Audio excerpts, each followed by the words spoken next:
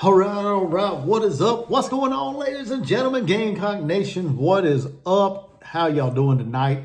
We are less than 24 hours away from a big time matchup with the Gamecocks. The number one team in all of women's college basketball is on the road out in UCLA to take on the number 5th ranked Bruins of UCLA, coached by Corey Close. Great contest scheduled tomorrow, 4 o'clock on Fox Sports 1. I believe that's the channel it's going to be on. Yeah, I think so. Yeah, Fox Sports 1. So FS1 for everybody. If you can't get it on there, y'all come hang out with me as I do my live fan reaction.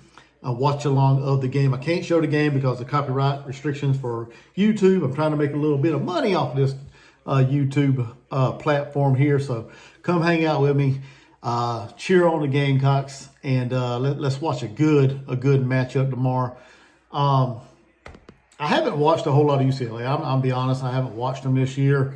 I know they played 4 games so far. They're 4-0. Started the season off against a top 25 Louisville and got out of there with a 7-point victory at the Aflac OUI play. I guess that's a little tournament they had, I guess. Yeah, over there in France. We play. Okay. We, not OUI. We play. That's French for yes. But yeah, I should have known that. But yeah, they started the season off in Paris, beating a top 25 Louisville team.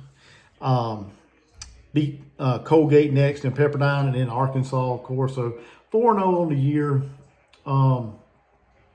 Just looking at their net ranking on WarrenNolan.com. I guess that's the website. Just checking through some of their net rankings and RPI rankings and things like that. Quad victories, net and RPI as far as that.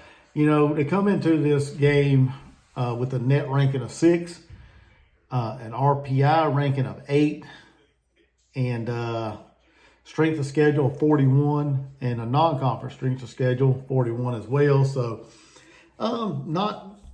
I guess I wouldn't say that's too impressive. Let's see what other games they got. As far as the non-con, they got Tennessee Martin, Fresno State, Hawaii, Washington, Long Beach State, Cal Poly. They do play Michigan. That should be an interesting game right there. Nebraska, of course, all the Big Ten teams. But, yeah, should be a good season ahead for UCLA as they venture into the Big Ten. Before we get any farther, though, make sure you guys are hitting that thumbs up if you like this content as we're doing this preview and prediction video for the game tomorrow. Hit that thumbs up. Subscribe if you're new, checking this out for the first time. And like I said, hit that notification bell. That way you guys get notified when I go live, when I do these videos. Just come hang out with me. This is a small channel trying to grow. I'm not the best at this. I'm going to be honest straight up, but I do try. I'm a big fan of my Gamecocks. As y'all see, I represent them every day, it seems like. And like I said, a big passionate fan of women's basketball as well. But let's go ahead and get into this. Like I was saying, their schedule's not, it's okay. Like I said, they ventured into the Big Ten. This is their first year. So far, they got 1 quad 1 victory, 1 quad 2 victory, and 2 quad 4s. Guessing that the Louisville game is a quad 1, of course. And I'm assuming Arkansas will be a quad 2, and then the other 2 would be quad 4s, the Colgate and Pepperdine. So, I don't know a whole lot about these rankings. Some people go by these quad wins and things, and the net, and the RPI. Let's look at that. Louisville had a net of 23 and an RPI of 34, so that was a solid win for UCLA. Colgate's 213 net, 242 RPI. Pepperdine 336 net, RPI 160. Arkansas was a net 75 and RPI of 225. Now, tomorrow, they're going to be facing a really, really good South Carolina team that's a net of 1 and a RPI of 2. So they're going to have their hands full tomorrow with the Gamecocks. Like I said, it's on the road at Poly Pavilion in UCLA. So, the home crowd's going to be in it, of course. The home crowd's going to be in it. South Carolina's going to have their hands full. Looking at UCLA's roster. Let me pull that up real quick. Well, let me do this right here. According to ESPN, their matchup predictor for the game, they got South Carolina with a 74% chance of winning this game. I kind of, if I was a UCLA fan, I'd be disrespected by that, because I think UCLA is a much better team than a 25% chance of winning this game. They're going to have the home court advantage. The crowd's going to be into it. It's going to be an electric environment. And if I'm not mistaken, I should have pulled up the history. I can't remember the last time we played UCLA as far as, let me see if I can look that up real quick, as far as our record versus them. But either way, like I said, it's going to be a really good matchup. One of probably South Carolina's toughest game. I'm going to go on record right now. I think it's going to be the toughest game that South Carolina will have played so far in this young season. I know we got a lot more good games to go in the season, but as of right now, going into tomorrow, I think tomorrow will be the toughest game that we have had so far. Would be tomorrow against UCLA, just because of their experience they have, the post presence they have, and Lauren Betts. Kiki Rice. I mean, they brought in Tamia Gardner. I think that's how you say her name, Tamia Gardner from Texas A&M. So I think the post presence down low of Betts will be something to look out for. Shoot, I mistyped something, but I think that'd be something to look for tomorrow, as far as what I think might be a deciding factor in the basketball game. And why can't I pull nothing up? Okay, the game got to 4-1 overall against the Bruins. Okay, and now it disappeared. Yeah, UCLA's last win was 1981, so it's been a minute since UCLA's beaten us. We had 2 wins in Columbia, 1 in Los Angeles. The most recent was in Greenville, South Carolina, in the 23 NCAA tournament. So we've had a lot of good success against the Bruins, 4-1 overall record against them. Coach Taylor's undefeated against the Bruins because she wasn't there in 1981. She's only been there, this is her 17th season as the Gamecocks head coach. So, yeah. But going back to what I was saying, I think that inside post presence or Lauren Betts is going to cause South Carolina some fits tomorrow in that game. Let's see here. Let's look at some stats, roster stats. Here we go. Of course, Lauren Betts leads UCLA in scoring, 21.5 points a game, about 22 points a game. She's a double-double machine. She averaged about 11.5 rebounds per game. They got Janiyah Barker as well to transfer. No, Tamia Gardner didn't transfer from. She didn't transfer from. I misspoke. Tamia Gardner did not transfer from Texas A&M. Why did I say that? She come from, was it Oregon State? I want to say. Was it Oregon State? And I clicked the wrong thing again.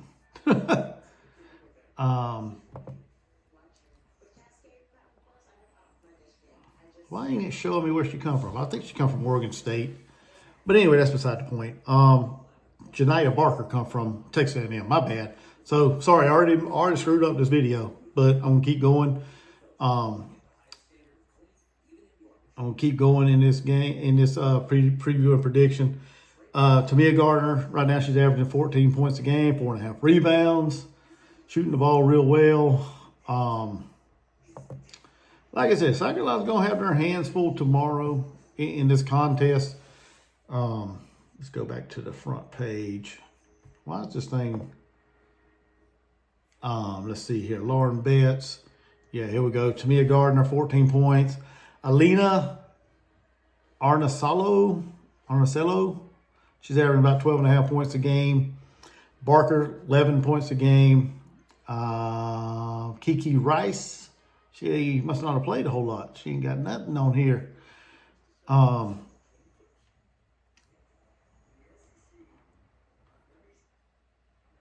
but well, am I missing somebody? But anyway, uh, like I said, South Carolina tomorrow is going to have their hands full with Lauren Betts down low. If we can get her into foul trouble tomorrow and limit, the dominating performance that she could have in the paint tomorrow, I think that'll help South Carolina a lot if we can get her in foul trouble.